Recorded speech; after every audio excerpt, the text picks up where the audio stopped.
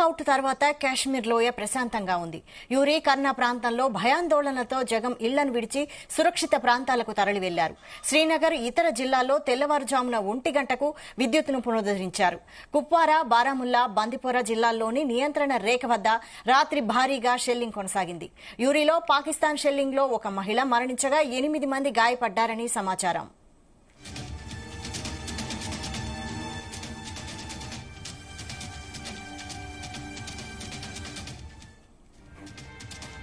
శ్రీనగర్, లేహ్, జమ్మూ విమానాశ్రయాలన్నీ పౌర విమానయాన కార్యకలాపాలను మూసివేశారు. విశ్వవిద్యాలయ పరీక్షలు నిలిపివేశారు. కాశ్మీర్లోని అన్ని విద్యా సంస్థలు మూసేశారు. అధికారులు సోషల్ మీడియాతో పాటు సాధారణ మీడియాను పర్యవేక్షిస్తున్నారు. కేంద్ర ప్రభుత్వ ఆదేశాలను ఉల్లంఘించినట్టు లేదా నకిలీ వార్తలు, జాతీయ వ్యతిరేక కంటెంట్ను ప్రచారం చేస్తున్నట్లు తేలితే వారిపై చట్టపరమైన చర్యలు తీసుకుంటున్నారు. హైస్పీడ్ 5G ఇంటర్నెట్ సేవలు, అన్ని ఇతర టెలికమ్యూనికేషన్ సేవలు ఎటువంటి అంతరాయం లేకుండా పనిచేస్తున్నాయి.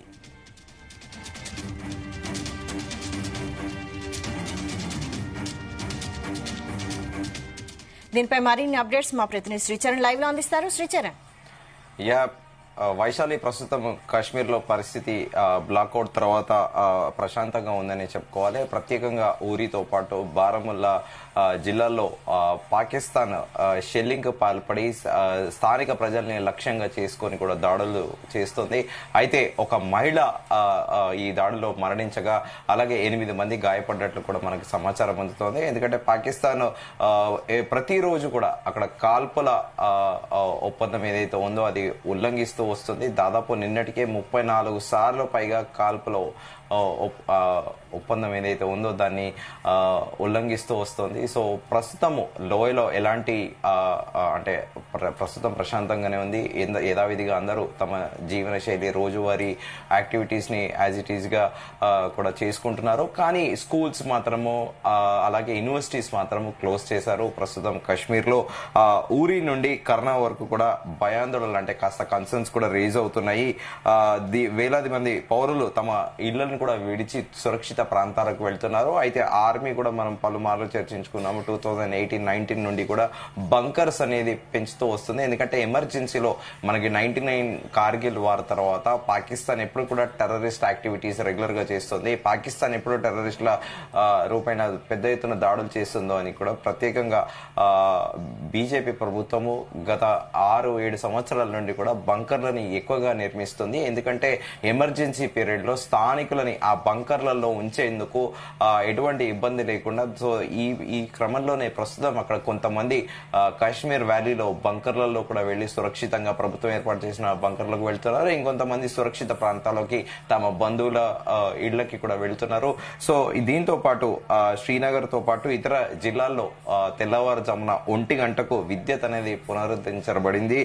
కుప్వారా, బారాముల్లా అలాగే బండిపుర జిల్లాలోని నియంత్రణ రేఖ వద్ద దాదాపు కొన్ని గంటల పాటు షెల్లింగ్ అనేది కొనసాగింది. పాకిస్తాన్ యథావిధిగా కాల్పులు చేసింది గంటల పాటు. అయితే ఊరిలో పాకిస్తాన్ షెల్లింగ్ లో ఒక మహిళ మరణించిందని కూడా ప్రాథమిక నివేదికలు కూడా అందాయి ప్రభుత్వానికి. శ్రీనగర్, లే అలాగే జమ్మూ విమానాశ్రయాలు అన్ని విమానయాన కార్యకలాపాలు కూడా ప్రస్తుతము అంటే సివిలియన్స్ అండ్ ఎవరైతే ప్యాసింజర్స్ ఉంటారో వాళ్ళందరి కోసం ప్రస్తుతము శ్రీనగర్ తో పాటు అలాగే ఈ లేహ్ విమానాశ్రయాలని కూడా ప్రస్తుతము ప్యాసింజర్స్ కి ఆ కార్యకలాపాలన్నీ కూడా సివిల్ ఏవియేషన్ డిపార్ట్మెంట్ ఆపేసింది. దీంతో పాటు విశ్వవిద్యాలయాల్లో ఇప్పుడు యాజ్ పర్ షెడ్యూల్ ఏవైతే పరీక్షలు ఉంటాయో ఆ ఎగ్జామ్స్ అన్ని కూడా పోస్ట్ పోన్ చేశారు. దీంతో పాటు అన్ని స్కూల్స్, కాలేజెస్, యూనివర్సిటీస్ అన్ని కూడా క్లోజ్ చేశారు. దీంతో పాటు అధికారిక సోషల్ మీడియా అలాగే అనధికారిక, ఎందుకంటే పాకిస్తాన్ ఒక ప్రాపగండా చేస్తుంది.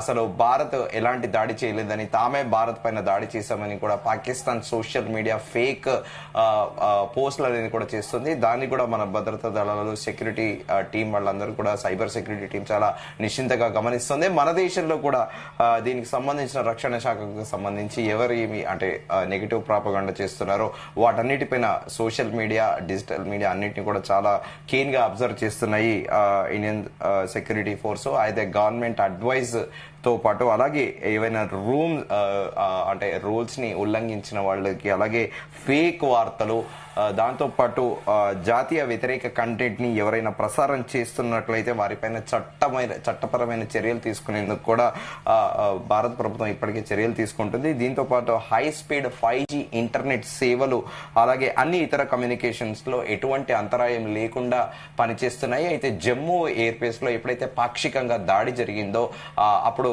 తాత్కాలికంగా ఇంటర్నెట్ సేవలు అనేవి కూడా ఆపేశారు. మళ్ళీ మిడ్ నైట్ 1 AM నుంచి యథావిధిగా ఇంటర్నెట్ సేవలతో పాటు టెలిఫోన్ కమ్యూనికేషన్ అన్ని కూడా పునరుద్ధరించబడ్డాయి కాశ్మీర్ వ్యాలీలో. సో అయితే ఎప్పుడైతే పాకిస్తాన్ దాడికి ప్రయత్నించిందో ఇమ్మీడియట్ గా మన ఫోర్సెస్ రిటాలియేట్ అయ్యి బెఫిటింగ్ రిప్లై ఇచ్చాయి.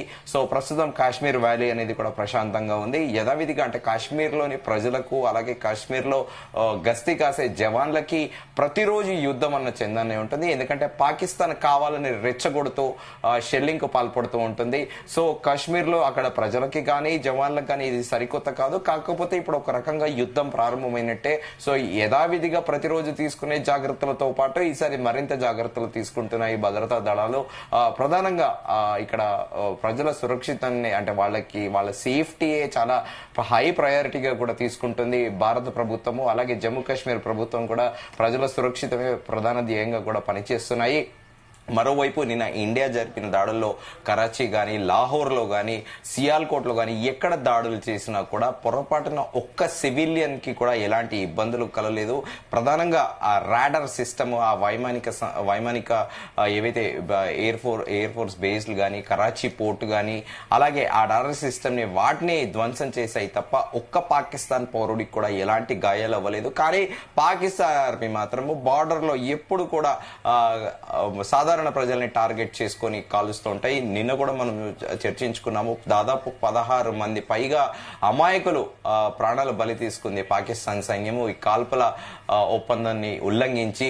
తరచుగా కూడా ఆ బార్డర్ లో నివసిస్తున్న వాళ్లపైన కాల్పులు చేస్తుంది. అంటే భారతదేశం పైన ఎలాంటి యుద్ధం చేయలేక సామాన్య ప్రజలపైనే కాల్పులు అనేది పాకిస్తాన్ ఆర్మీ చేస్తూ వస్తుంది. సో ప్రస్తుతానికి జమ్మూ కాశ్మీర్ లో వ్యాలీ అయితే చాలా ప్రశాంతంగా ఉందని చెప్పుకోవాలి. సెక్యూరిటీ మెజర్స్ చాలా క్లియర్ గా తీసుకున్నారు.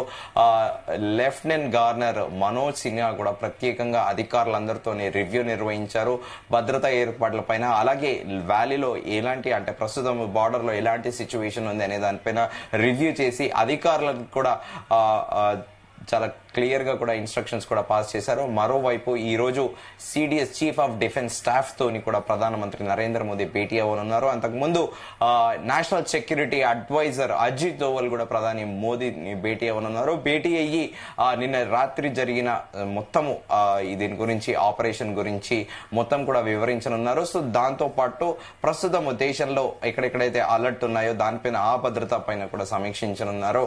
అయితే మరోవైపు 10 గంటలకి మినిస్ట్రీ ఆఫ్ ఎక్స్టర్నల్ అఫైర్స్ తోని ఒక బ్రీఫింగ్, మీడియా ప్రెస్ కాన్ఫరెన్స్ ఉంటుందని కూడా తెలిపారు. కానీ ప్రస్తుతానికి తాత్కాలికంగా 10 AM అనేది స్కెడ్యూల్ ప్రకారంగా అయితే ministry of external affairs briefing press conference అనేది లేదు. మీటింగ్ అనేది ఎప్పుడు ఇంపార్టెంటో దాని మీద ముందుగానే మీడియా ప్రతినిధులందరికీ కూడా ఇన్ఫార్మ్ చేస్తామని కూడా మినిస్ట్రీ ఆఫ్ ఎక్స్టర్నల్ అఫైర్స్ నుంచి ఒక ప్రకటన వచ్చింది.